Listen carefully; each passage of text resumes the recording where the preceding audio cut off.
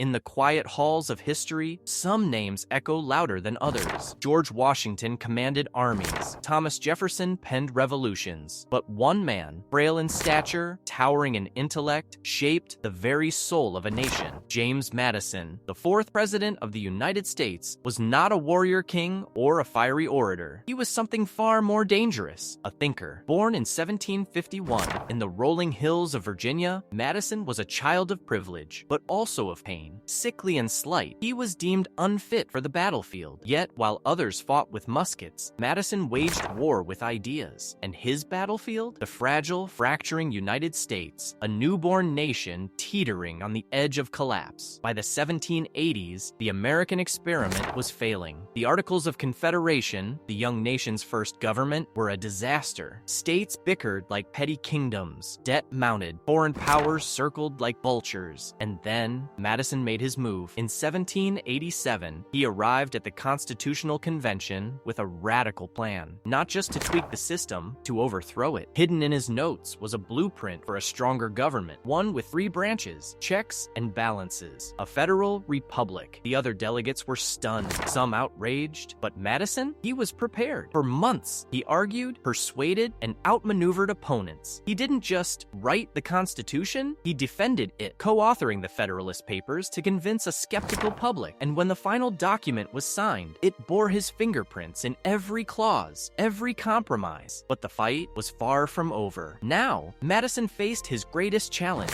convincing the American people to trust this untested government, and standing in his way, a fiery rival who would become both his fiercest enemy and his most unexpected ally. Virginia, 1788. The air was thick with tension. The fate of the Constitution and the nation hung in the balance. And standing at the center of the storm was James Madison, facing off against the most powerful orator of his time, Patrick Henry. Henry was a lion of revolution, a man whose voice had once thundered, "Give me liberty or give me death." Now, he saw the Constitution as a betrayal, a return to tyranny, and he was determined to crush it. Madison, ever the strategist, knew he couldn't match Henry's fire, so he did something unexpected. He stayed silent. For days, he listened, took notes, and waited until the moment was right. And then, in a voice so quiet the room leaned in to hear, he dismantled Henry's arguments one by one. No theatrics, no grand declarations, just cold, relentless logic. He had a secret weapon, a promise. If Virginia ratified the Constitution, Madison would ensure a Bill of Rights was added, protecting the very liberties Henry feared would be lost. It was a masterstroke. The tide turned. Virginia said yes. The Constitution survived. But for Madison, the victory came at a cost. He had sworn to his constituents he would oppose a strong federal government. Now, he was its greatest architect. The man who had once feared public office now found himself thrust into its heart. And as the new government took shape, Madison faced an even greater test, one that would force him to betray his closest friend or watch the nation tear itself apart. 1791. The ink was barely dry on the Constitution, and already the United States was dividing. On one side, Alexander Hamilton, pushing for a powerful central government. On the other, Thomas Jefferson, warning of monarchy. And caught between them, James Madison, the man who had once been Jefferson's closest friend and was now slipping away. For years, Madison and Jefferson had been inseparable. They shared a vision, a nation of farmers, not financiers. But as Secretary of the Treasury, Hamilton was building something else entirely. Banks, tariffs, a system that tied America's future to commerce, not the soil.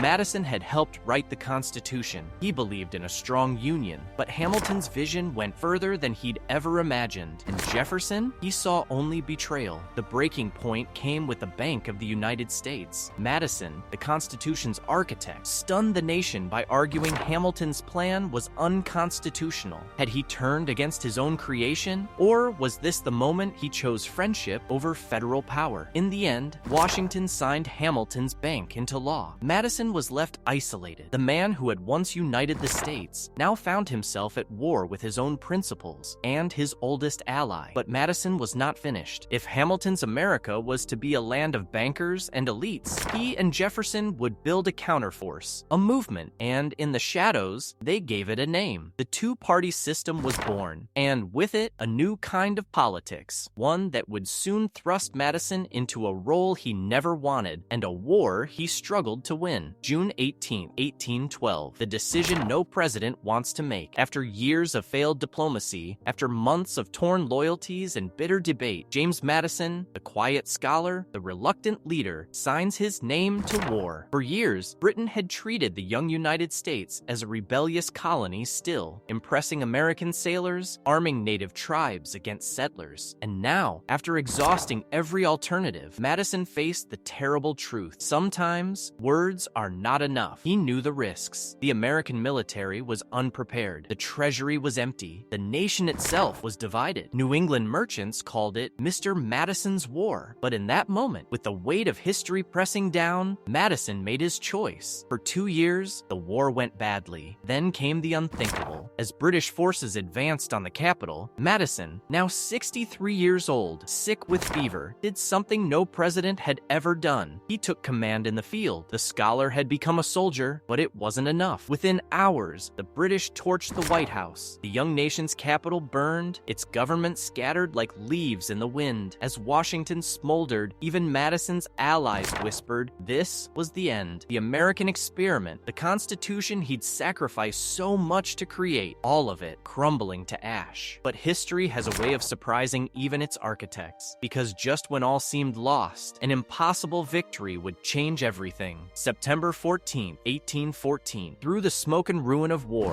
this flag still stood, and with it, the fragile idea called America. What happened next would defy all logic. Just weeks after Washington burned, American forces scored impossible victories. Baltimore held. At Plattsburgh, a tiny naval squadron defeated the mighty Royal Navy. And in New Orleans, against all odds, a ragtag army under Andrew Jackson crushed Britain's finest troops. The war that nearly broke America somehow made it whole. And at the center of it all stood Madison, the accidental war president who emerged not as a conqueror, but as something far more important, a unifier. He could have sought vengeance. Instead, he demanded roads, canals, a national bank, the very Hamiltonian ideas he'd once opposed. The scholar had learned the hardest lesson of leadership. Principles must bend to survive. In his final years at Montpellier, as his health failed and slavery's moral crisis deepened, Madison wrestled with his greatest contradiction. The man who designed freedom owned slaves he couldn't bring himself to free. When he died in 1836, the last founding father was gone. No grand monuments marked his passing, just quiet words from his closest friend. He was the greatest man I ever knew. James Madison's genius wasn't in battles won or speeches given. It was in building something that could outlast him, a framework strong enough to hold a growing nation and flexible enough to become what we needed it to be. In the end, the sickly boy from Virginia gave America its bones. And 2 centuries later, we still walk in the government he imagined. Thank you for joining us as we unfolded the life of James Madison, the quiet visionary who helped shape a nation. His story, like all great histories, reminds us that even the most ordinary among us can leave an extraordinary legacy.